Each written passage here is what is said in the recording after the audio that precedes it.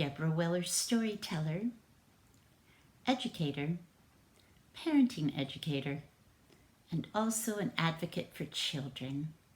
Today I am wearing green.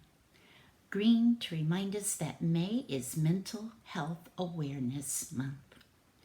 Do you know that young children below the age of 12 can still suffer from mental health problems, and they can suffer from depression and anxiety? As a parent, as a teacher, as a mother, grandmother, we always want to be watching out for the young children. They cannot always express their emotions or their needs clearly with language. So we have to find other ways to relate to them in order to find out how they are feeling.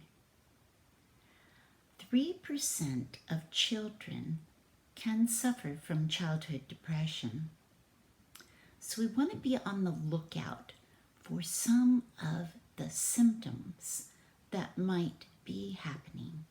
And remember, they need to be persistent over time and significant over time. Every child gets a little angry. Every child gets a little bit mad. But if we start seeing a pattern to the behavior or unexplained anger, crying that goes on for periods of time that they can't be consoled, we also might see a drop in appetite, a lack of desire to participate in what would be otherwise fun activities, or a withdrawal at school or at home. These are just some of the symptoms that a child might exhibit. Now, of course, the first thing you should do is track this. Be aware of your child. Don't dismiss it if it is prolonged. And in this time of the pandemic, children can have anxiety and depression, but it can happen anytime otherwise without significant issues. We might think, well, what would cause a child to be depressed? Children are supposed to be happy, right? But underlying, there can be ways that a child's perception can affect them. So the first thing is a parent, grandparent, caregiver, teacher being truly aware of changes that you might see in this child's emotional status. And when you see those changes, you want to note them. As a parent, you will bring it up at the pediatrician. And don't just take, it's a phase they're going through.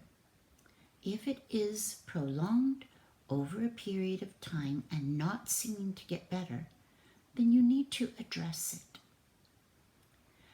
You might want to get a referral to a mental health specialist that works with children so that this can be identified.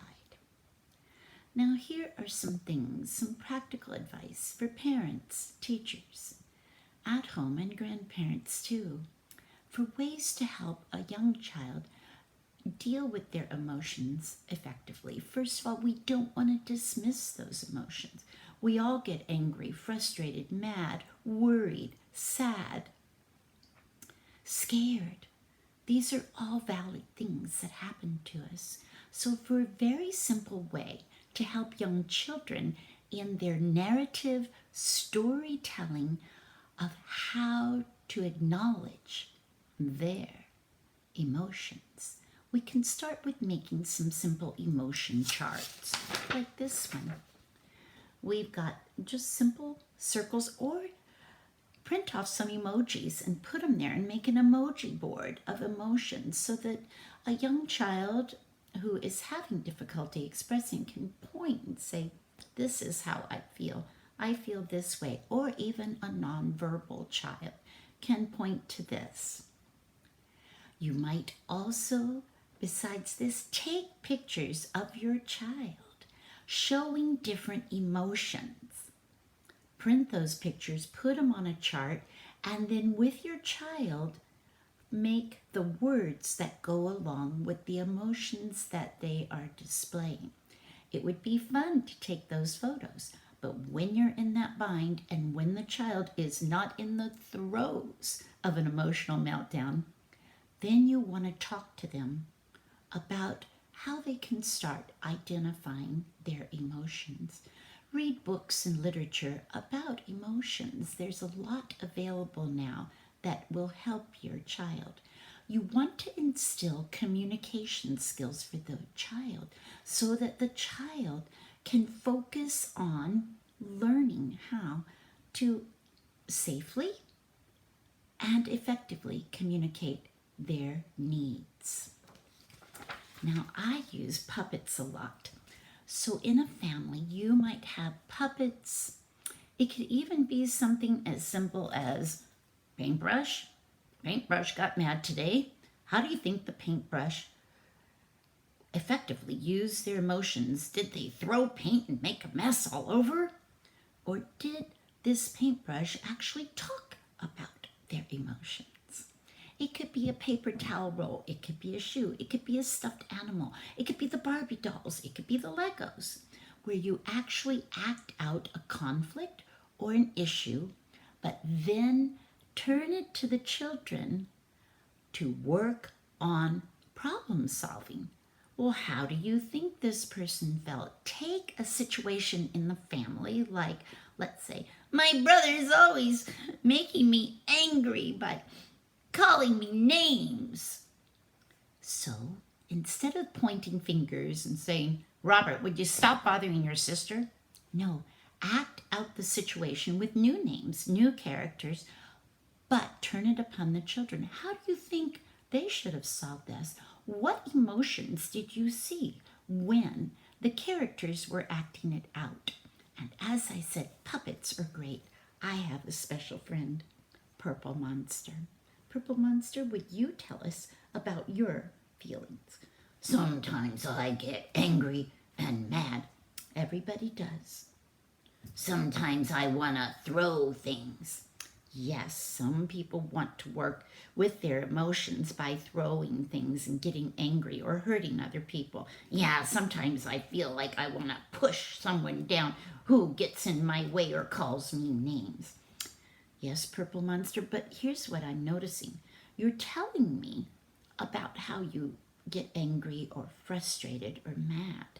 And that's the most important thing you can do, is tell an adult or a teacher or your grandma or a friend how you feel. When we keep our emotions inside, we bubble up and explode. Yeah, like that. Like a volcano. So Purple Monster, instead, I'd like you to try to think of saying, I feel angry because. I feel angry because I didn't get to ride my bike. Right, expressing your emotions in a very healthy way. So when we use puppets with children or inanimate objects, it takes away that blame, the guilt that they might be feeling, and helps them to work through. Another wonderful way is for children to do art and to draw about their feelings and emotions and to keep a feelings or emotion journal. It's May, Mental Health Month. These are just some tips that you might want to use with the children you love, and keep an eye on them. They can't always process the grown-up things in life. We have to love them enough to help them.